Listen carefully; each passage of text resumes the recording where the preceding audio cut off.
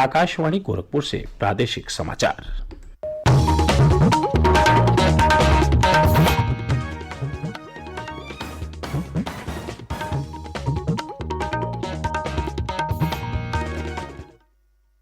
नमस्कार। समाचार बुलेटिन के साथ मैं वेद प्रकाश पाठक। पहले मुख्य समाचार। मुख्यमंत्री योगी आदित्यनाथ ने कहा, प्रदेश सरकार ने पिछले 4.5 वर्ष में 4.5 लाख युवाओं को दी सरकारी नौकरी, 90,000 और भर्तियां जल्द आएंगी। मुख्यमंत्री ने कुशीनगर में 421 करोड़ रुपए लागत की विकास परियोजनाओं का लोकार्पण और शिलान्यास किया। कहा, कुशीनगर हवाई अड्डे का जल्द होगा उद्घाटन। परिवहन राज्य मंत्री स्वतंत्र प्रभार अशोक कटारिया ने कहा, लखनऊ के आधुनिक आलमबाग बस अड्डे की तरह प्रदेश के 17 अन्य बस अड्डों का किया जाएगा कायाकल्प। और जम्मू कश्मीर में ड्यूटी के दौरान शहीद हुए मेरठ के मेजर मयंक विश्नोई का अंतिम संस्कार कल पूरे सैनिक सम्मान के साथ किया गया। देश भर में 18 वर्ष से अधिक आयु वर्ग के लिए सरकारी केंद्रों पर निःशुल्क राष्ट्रव्यापी कोविड टीकाकरण अभियान जारी है। युवाओं से आग्रह है कि कोविड से बचाव का टीका लगवाएं और अन्य लोगों को भी इसके लिए प्रोत्साहित करें। जब तक जरूरी न हो घर से बाहर न निकलें और सुरक्षा के 3 सरल उपायों का पालन करें। मास्क लगाएं, 2 गज की सुरक्षित दूरी बनाए रखें, हाथ और चेहरा साफ रखें। कोविड संबंधी जानकारी और मार्गदर्शन के लिए राष्ट्रीय हेल्पलाइन नंबर 0112397804 और 1075 पर संपर्क करें। और अब समाचार विस्तार से।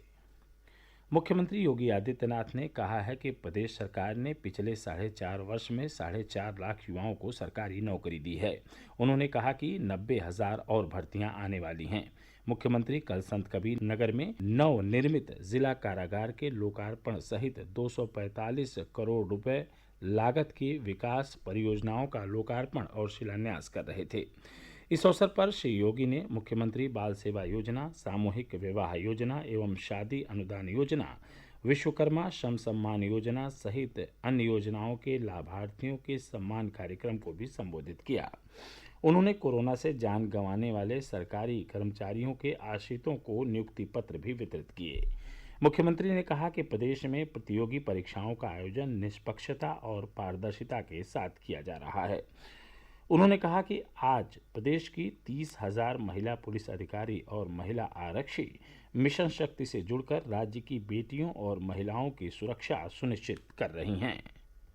आज नौजवान सरकारी नौकरी पा रहा है। पुलिस की भर्ती भी 30,000 महिला पुलिस अधिकारी और महिला आरक्षक उत्तर प्रदेश के अंदर है, जो मिशन शक्ति के साथ जुड़ करके हर बालिका, हर बेटी और हर बहन को सुरक्षा की गारंटी दे रही है। मिशन शक्ति का कार्यक्रम गांव-गांव तक पहुंच रहा है। आप सबसे मैं यही कहने के लिए आया हूँ, हमने नौकरी भी दी, अभी हमारी लगभग 90,000 नौकरियां और आ रही है। हर दिन कुछ न कुछ नौकरियों के परिणाम आ रहे हैं, नियुक्ति पत्र दिए जा रहे हैं। इस सिफारिश पे नहीं, योग्यता के आधार पर प्रदेश के नौजवानों को सम्मान देने का सरकार का कार्यक्रम का भिन्न हिस्सा है। मुख्यमंत्री ने कहा कि प्रदेश सरकार संत कबीर नगर जिले के बखिरा के बर्तनों को वैश्विक पहचान दिलाने के लिए एक नए मॉडल पर कार्य कर रही है। उन्होंने कहा कि इससे यहाँ के लोगों को स्थानीय स्तर पर रोजगार और स्वरोजगार प्राप्त होगा। श्री योगी ने यह भी कहा कि प्रदेश सरकार संत कबीर नगर सहित राज्य के सभी 75 जिलों में मेडिकल कॉलेज स्थापित करने के लिए लगातार कार्य कर रही है। उन्होंने विपक्षी दलों पर माफियाओं को संरक्षण देने का आरोप लगाते हुए कहा कि वर्तमान सरकार ने माफियाओं के खिलाफ कड़ी कार्रवाई की है, जिससे माफिया उत्तर प्रदेश छोड़ने के लिए मजबूर हो गए हैं। मुख्यमंत्री योगी आदित्यनाथ ने कहा है कि कुशीनगर हवाई अड्डे का जल्द ही उद्घाटन किया जाएगा। उन्होंने कहा कि सरकार का प्रयास है कि इस हवाई अड्डे से पहली उड़ान अंतर्राष्ट्रीय हो। मुख्यमंत्री कल कुशीनगर के रामकोला और तमकुहीराज में 421 करोड़ रुपए लागत की विभिन्न विकास परियोजनाओं का लोकार्पण और शिलान्यास कर रहे थे। मुख्यमंत्री ने कहा कि प्रदेश सरकार ने पिछले 4.5 वर्षों में किसानों के 1,45,000 करोड़ रुपए के बकाया गन्ना मूल्य का भुगतान किया है। उन्होंने कहा कि अगला सत्र शुरू होने से पहले गन्ना किसानों को शेष बकाये मूल्य का भी भुगतान कर दिया जाएगा। श्री योगी ने कहा कि प्रदेश सरकार ने यह सुनिश्चित किया है कि राज्य में सरकारी पदों पर भर्तियां पारदर्शिता और पूरी निष्पक्षता के साथ हों। उन्होंने कहा कि सरकार अक्टूबर माह से प्रदेश के स्नातक, मेडिकल, इंजीनियरिंग, फार्मेसी के 1 करोड़ विद्यार्थियों को टैबलेट उपलब्ध कराएगी। उन्होंने कहा कि प्रदेश में कोरोना महामारी पर नियंत्रण किया गया है और टीकाकरण में भी राज्य तेज गति से आगे बढ़ रहा है। मुख्यमंत्री ने कहा कि कुशीनगर में अब तक 14 लाख से अधिक लोगों का टीकाकरण किया जा चुका है। प्रदेश के कैबिनेट मंत्री सुरेश खन्ना ने आज़ादी का अमृत महोत्सव के अंतर्गत कल अमरोहा जिले की कलेक्ट्रेट परिसर में शहीद स्मारक स्थल का लोकार्पण किया। कार्यक्रम में स्वतंत्रता सेनानियों और शहीद सैनिकों के परिजनों को सम्मानित किया गया।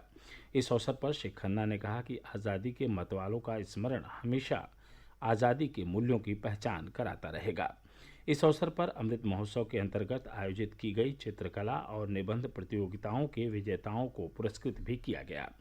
कार्यक्रम में विधायक राजीव तरारा और महेंद्र सिंह खड़कवंशी भी उपस्थित रहे।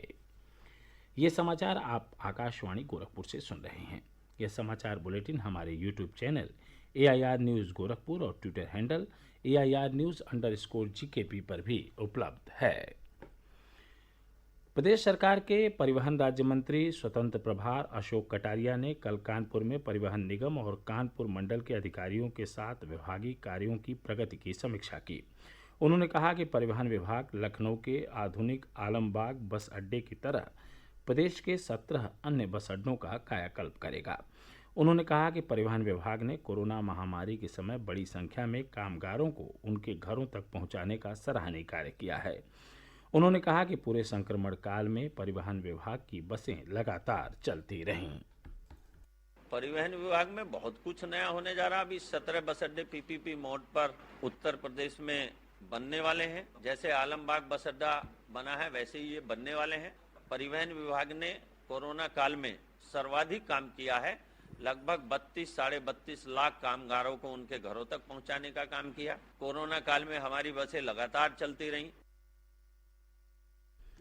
प्रधानमंत्री नरेंद्र मोदी द्वारा वाराणसी के बनारस हिंदू विश्वविद्यालय में महान विद्वान, विचारक और स्वतंत्रता सेनानी सुब्रमण्य भारती के नाम से पीठ स्थापित करने की घोषणा का स्वागत करते हुए विश्वविद्यालय के कार्यवाहक कुलपति प्रोफेसर VK शुक्ला ने कहा कि महाकवि सुब्रमण्य भारती जैसे महान व्यक्तित्व के नाम पर पीठ की स्थापना की घोषणा से BHU उत्साहित है और गर्व का अनुभव कर रहा है।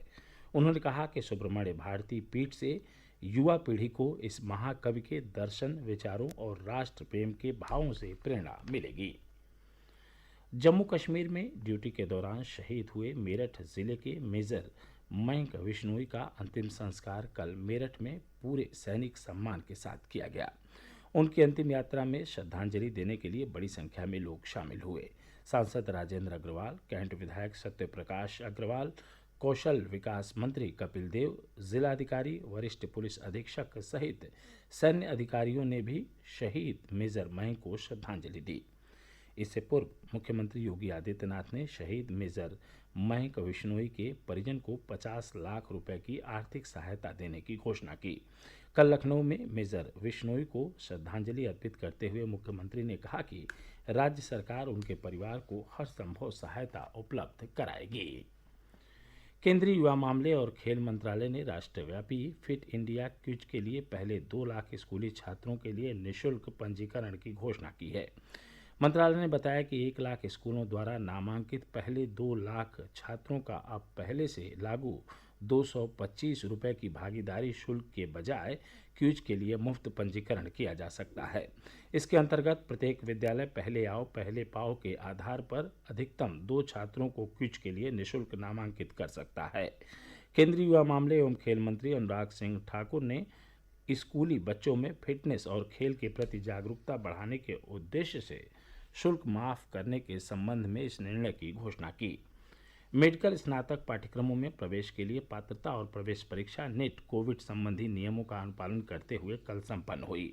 राष्ट्रीय परीक्षा एजेंसी ने देश विदेश के 202 शहरों में विभिन्न केंद्रों पर परीक्षा का आयोजन किया था।